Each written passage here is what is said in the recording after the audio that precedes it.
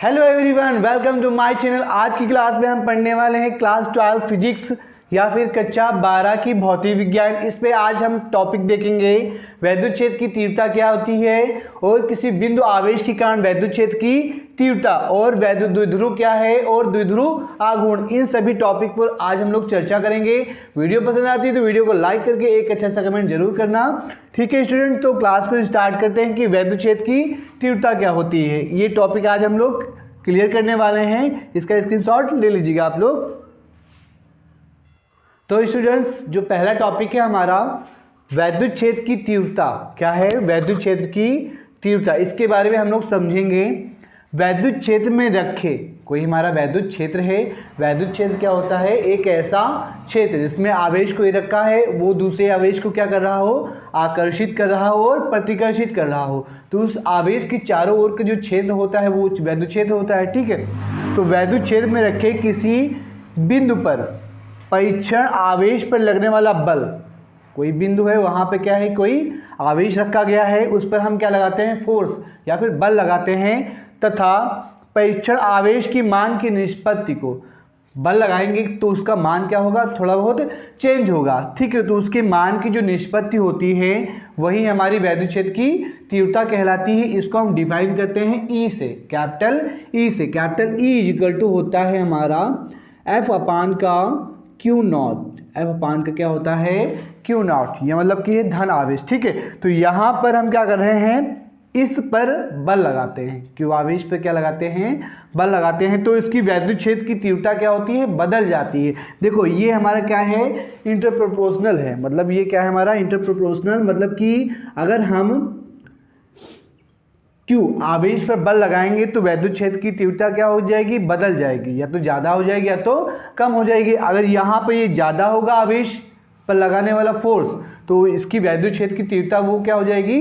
कम हो जाएगी। ठीक है, तो यहाँ से हमारा ये फार्मूला निकलता है वैद्युत क्षेत्र की तीव्रता का। अब हम यहाँ पर समझेंगे कि वैद्युत क्षेत्र की तीव्रता कैसी राशि है।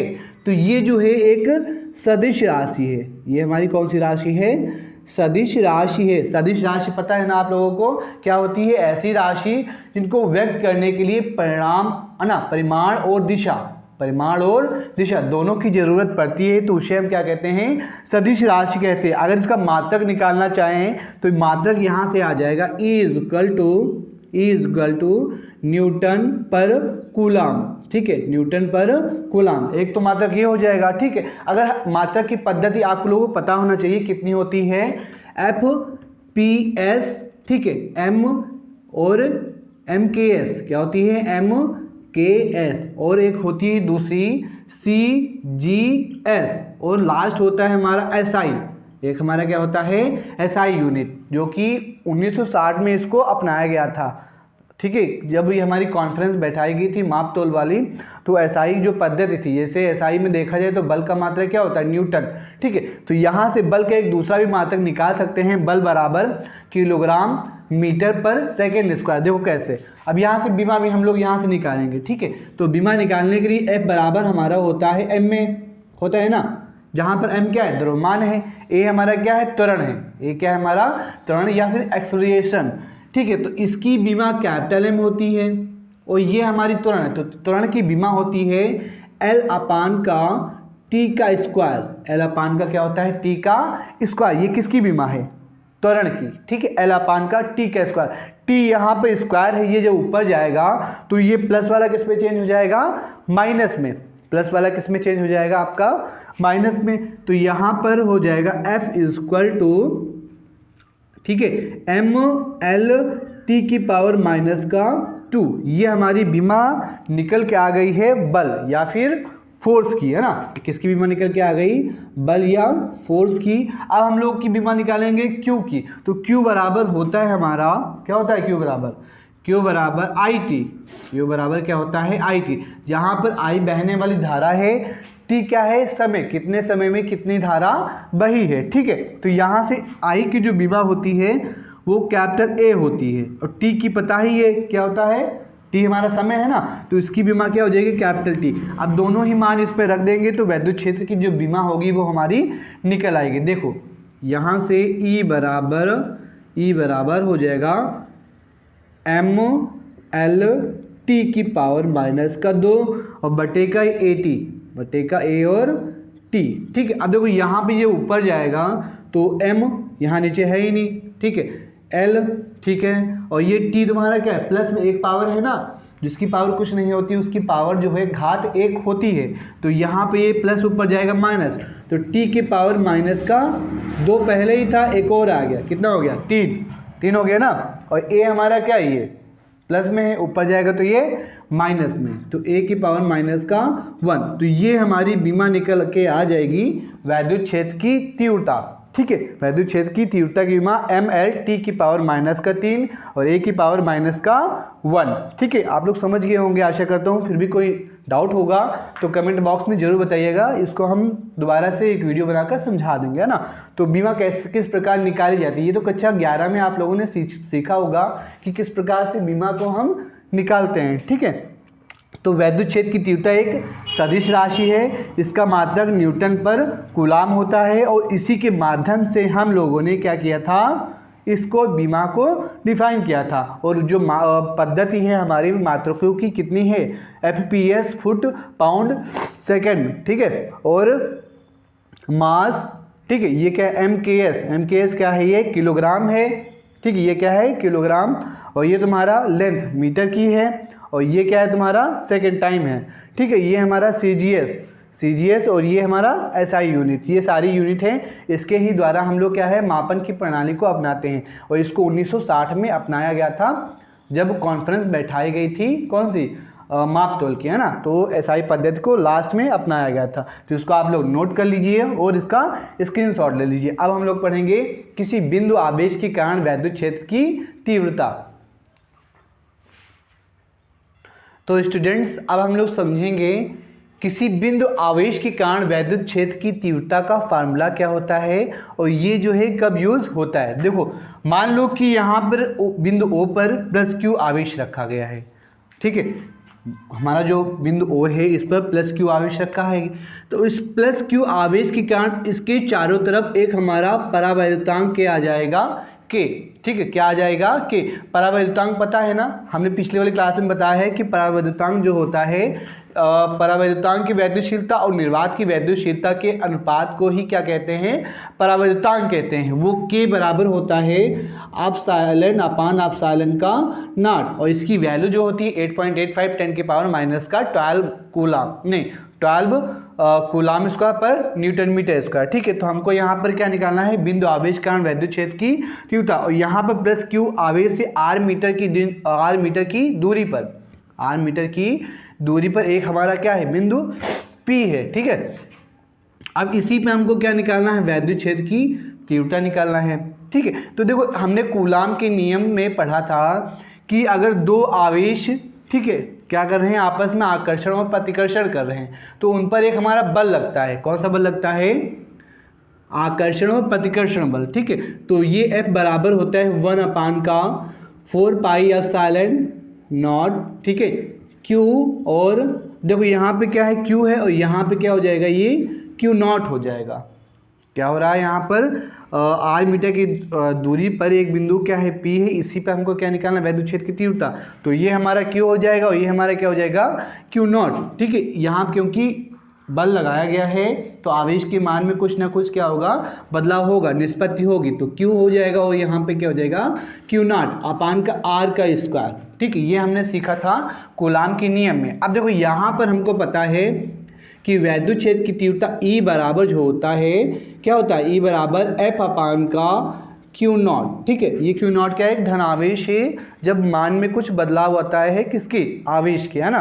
तो यहाँ पर देखो F की वैल्यू अगर रखते हैं हम लोग, तो F की वैल्यू रखेंगे तो 1/4 पाई एप्सिलॉन नॉट, ठीक है, F की वैल्यू रख रहे हैं यहाँ ऊपर ही, और क्या था, Q नॉट अपान का r का स्क्वायर, इस पूरे का बटा हो जाएगा, इस पूरे का बटा हो जाएगा क्या जी, Q नॉट। ठीक है, Q नॉट से Q नॉट क्या हो जाएगा, कैंसिल, तो यहाँ से वैद्युत क्षेत्र की तीव्रता is equal to 1/4 pi epsilon naught, है ना, Q अपान का r का स्क्वायर। ये क्या है, किसी बिंदु आवेश के कारण वैद्युत क्षेत्र की तीव्रता आ जाएगा। ठीक है, एक क्यू जो क्यू नॉट है या क्यू जीरो है वो कट जाएगा क्योंकि उसके मान में बदलाव आएगा। और वैद्युत क्षेत्र की तीव्रता में हमने यही तो सीखा था कि मान का बदलाव आता है तो क्या लिखा जाता है, क्यू नॉट लिखा जाता है। ठीक है, तो दूसरा जो टॉपिक था वो भी हमारा लोग का कवर हो गया। और तीसरा टॉपिक है वैद्युत द्विध्रुव क्या है। ठीक है, तो इसको आप लोग नोट कर लीजिए, के क्या है, परावैद्युतांक है। परावैद्युतांक की डिफिनेशन हमने पिछले क्लास में बताई थी आप लोगों को। क्या बताया था कि निर्वात की वैद्युतशीलता या फिर कह लें परावैद्युतांक की वैद्युतशीलता और निर्वात की वैद्युतशीलता के ही अनुपात को हम परावैद्युतांक कहते हैं। ठीक है, तो इसको आप लोग नोट कर लीजिए। उसके बाद तीसरा टॉपिक है वैद्युत द्विध्रुव। ठीक है, उसके बाद वैद्युत द्विध्रुव आघूर्ण।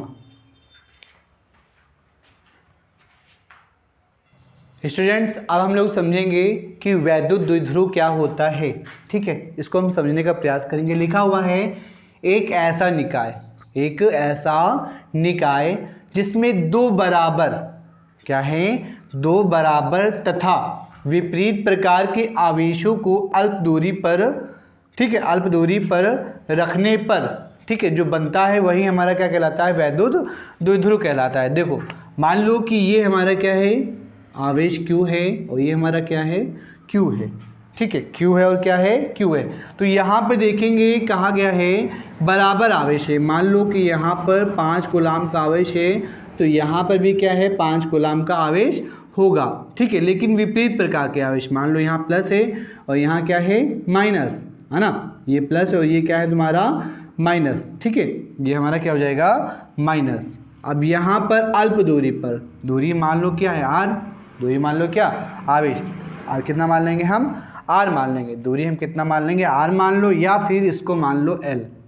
दूरी क्या मान लो, R मान लो या फिर L मान लो। देखो क्या कहा गया है, एक ऐसा निकाय जिसमें दो बराबर, ठीक है, दो बराबर 5 कूलाम ये भी ले लिया, 5 कूलाम ये भी ले लिया, लेकिन ये वाला 5 कूलाम हमारा प्लस का है और ये क्या है, माइनस का है, विपरीत प्रकार के आवेशों को, ठीक है, अल्प दूरी पर रखने पर जो निकाय बनेगा वही हमारा क्या कहलाएगा, वैद्युत द्विध्रुव कहलाएगा। ठीक है, क्या कहलाएगा, वैद्युत द्विध्रुव। एक ऐसा निकाय जिनमें बराबर तथा विपरीत प्रकार के आवेशों को अल्प दूरी पर रखते हैं और रखने पर जो निकाय हमारा क्रिएट होता है वही हमारा द्विध्रुव कहलाता है। ठीक है, इसके बाद हम समझेंगे कि वैद्युत द्विध्रुव आघूर्ण क्या होता है। ठीक है, वैद्युत द्विध्रुव आघूर्ण में क्या है, कोई एक आवेश ले लो और उनकी जो बीच की दूरी है, ठीक है, उसके अकॉर्डिंग हम सॉल्व करेंगे। इसको आप लोग नोट कर लीजिए।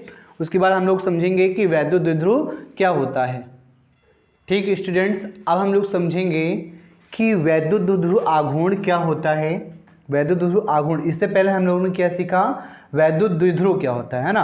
अब यहाँ पे क्या गया, आघूर्ण। तो देखो वैद्युत द्विध्रुव आघूर्ण की रचना करने वाले दोनों आवेशों में से, वहाँ पे क्या था, दोनों आवेश थे लेकिन आवेश का मान समान था, लेकिन प्लस और एक क्या था, प्लस था, एक क्या था हमारा माइनस। ठीक है, तो इसमें कहा गया है कि रचना करने वाले द्विध्रुव को, है ना, मान लो ये क्या है, द्विध्रुव, ये हमारा क्या है Q और ये क्या है हमारा Q है, ये प्लस का है और ये क्या है माइनस है, तो बीच की दूरी हमारा क्या हो गया, 2L हो गया, क्योंकि दो आवेश है। ठीक है, तो यहाँ से क्या हो जाएगा, दूरी डिवाइड हो जाएगी। तो उसके बाद द्विध्रुव आघूर्ण की रचना करने वाले दोनों आवेशों में से किसी एक आवेश का परिमाण, तो P इक्वल टू किसी एक आवेश का परिमाण, ठीक है, और बीच की दूरी हमारी क्या होती है, 2L होती है। कितनी होती है, 2L का जो गुणनफल होगा वही हमारा क्या कहलाएगा, वैद्युत द्विध्रुव आघूर्ण कहलाएगा। ठीक है, फिर से समझेंगे, वैद्युत द्विध्रुव आघूर्ण की रचना करने वाले दोनों आवेशों में से किसी एक आवेश का परिमाण तथा दोनों आवेशों की बीच की जो दूरी है वो हमारी क्या है, 2L है, का जो गुणनफल होगा वही हमारा क्या कहलाएगा, वैद्युत द्विध्रुव आघूर्ण। P इक्वल टू 2QL, और ये हमारी एक क्या है, सदिश राशि है। ये कैसी राशि है, सदिश राशि, परिमाण और दिशा दोनों ही क्या है, दिखाई दे रही है ना। अगर इसका मात्रक निकालेंगे तो मात्रक हो जाएगा कूलाम मीटर। क्या हो जाएगा हमारा मात्रक, कूलाम और मीटर। ठीक है, कूलाम मीटर। 2 से हमारा कोई लेना देना है नहीं क्योंकि वो हमारा क्या है, संख्यात्मक मान है। ठीक है, तो कूलाम मीटर ये हमारा मात्रक हो जाएगा। कूलाम को हम किससे लिखते हैं, AT से, बीमा बात कर रहे हैं, Q बराबर IT अभी हमने बताया है।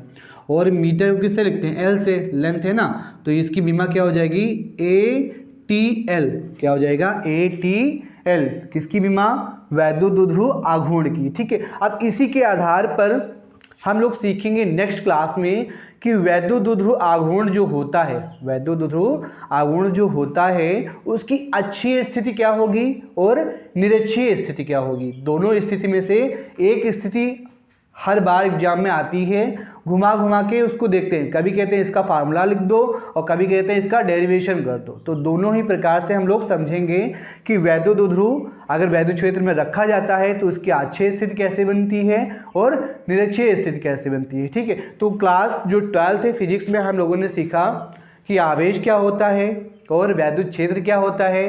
ठीक है, और वैद्युत बल रेखाएं क्या होती है, कूलाम का नियम हमने सीखा, कूलाम का नियम क्या होता है। ठीक है, वो भी हम लोगों ने सीख लिया। और आवेश क्या होता है ना, प्लस और माइनस, किसने बताया था, ये फ्रैंकलिन ने, बेंजामिन फ्रैंकलिन ने बताया कि आवेश दो प्रकार के होते हैं, एक होते हैं सजातीय और एक होते हैं विजातीय। सजातीय क्या होते हैं, ए प्लस और माइनस, ऋणात्मक और धनात्मक। तो ऋणात्मक आवेश जो होता है वो किसका होता है, इलेक्ट्रॉन का, और जो धनात्मक आवेश होता है वो हमारा प्रोटॉन का, और जो न्यूट्रॉन होते हैं वो क्या होते हैं, उदासीन होते हैं। ठीक है, तो यहाँ तक हमारा टॉपिक आज 4 जो है वो कवर हो गए हैं। और कल की क्लास में, मतलब नेक्स्ट क्लास में, क्योंकि कुछ समय का अभाव होते हुए हम जो है कंटिन्यू वीडियो नहीं बना पा रहे हैं, फिर भी वीडियो बनाने आप लोगों को प्राइवेट करने का जो है कोशिश कर रहे हैं लगातार, कि आप लोग अच्छे से अपनी प्रिपरेशन बेहतर कर सके, अच्छे से भी और अच्छा बना सके। ठीक है, तो यहाँ से इतना चीज़ काफ़ी इंपॉर्टेंट है, इसको आप लोग नोट कर लीजिएगा।